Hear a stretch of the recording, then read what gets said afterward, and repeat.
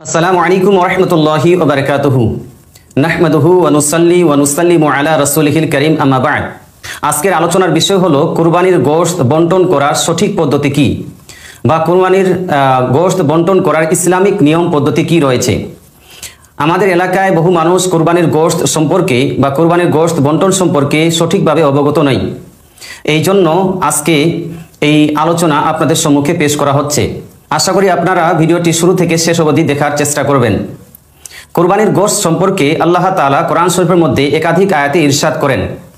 যেমন সূরা হজ আয়াত নম্বর 28 এর মধ্যে আল্লাহ তাআলা ইরশাদ করেন, ফাকুলু মিনহা ওয়া আতইমুল বাঈসাল ফাকিরা, অর্থাৎ অতঃপর তোমরা তা হতে আহার করো এবং বিপদগ্রস্ত দরিদ্র ব্যক্তিদেরকে আহার করাও। এছাড়া আরেকটি আয়াত সূরা হজ আয়াত নম্বর 36 এর মধ্যে আল্লাহ তাআলা ইরশাদ করেন, ফাকুলু মিনহা ওয়া আতইমুল কানিয়া ওয়াল মুতাররা, অর্থাৎ তা হতে তোমরা আহার করো এবং আহার করাও ধৈর্য সহকারে উপবিষ্ট ব্যক্তি এবং ভিক্ষুকদেরকে। এই দুইটি আয়াত থেকে বোঝা যায় যে কুরবানির গোশত নিজেরা খেতে পারবেন এবং নিজের বন্ধু বান্ধবদের মধ্যে বিতরণ করতে পারবেন, বণ্টন করতে পারবেন। তাছাড়া যারা ভিক্ষুক রয়েছে তাদের মধ্যেও বণ্টন করে দেওয়া উচিত। এই দুইটি আয়াতকে লক্ষ্য রেখে উলামায়ে কেরাম ইরশাদ করেন যে কুরবানির গোশতকে 3 ভাগে ভাগ করার ইঙ্গিত এবং ইশারা এই দুইটি আয়াতের মধ্যে পাওয়া যায়। সুতরাং কুরবানির গোশতকে 3 ভাগে ভাগ করা এবং 3 ভাগে ভাগ করে তা বণ্টন করা, এটা হলো ইসলাম শরীয়তে মুস্তাহাব কর্ম।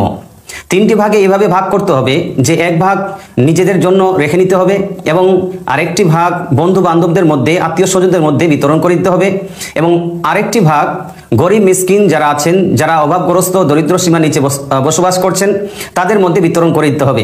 সম্মানিত মুসলিম সমাজ, এই 3টি ভাগে ভাগ করা কুরবানির গোশতকে, এটা হলো ইসলাম শরীয়তে মুস্তাহাব কর্ম। এটা ওয়াজিব এবং জরুরি নয়।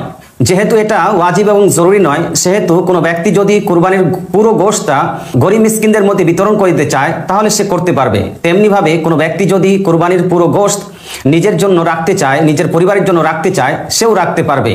কিন্তু সেক্ষেত্রে সে মুস্তাহাব কর্ম থেকে বঞ্চিত থাকবে, মুস্তাহাব নেকি থেকে সে বঞ্চিত থাকবে।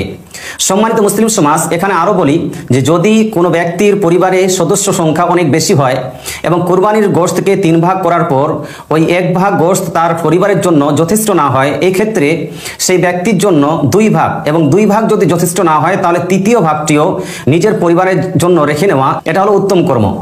সম্মানিত মুসলিম সমাজ, এই আলোচনা থেকে আমরা বুঝতে পারলাম কুরবানির গোশত বণ্টন করার সঠিক নিয়ম হলো যে সেটাকে আমরা প্রথমত 3 ভাগে ভাগ করব। একটি ভাগ নিজের জন্য রাখবো, একটি ভাগ আত্মীয় স্বজনদের মধ্যে বিতরণ করব, আর একটি ভাগ ফকির মিসকিনদের মধ্যে বিতরণ করে দিতে হবে।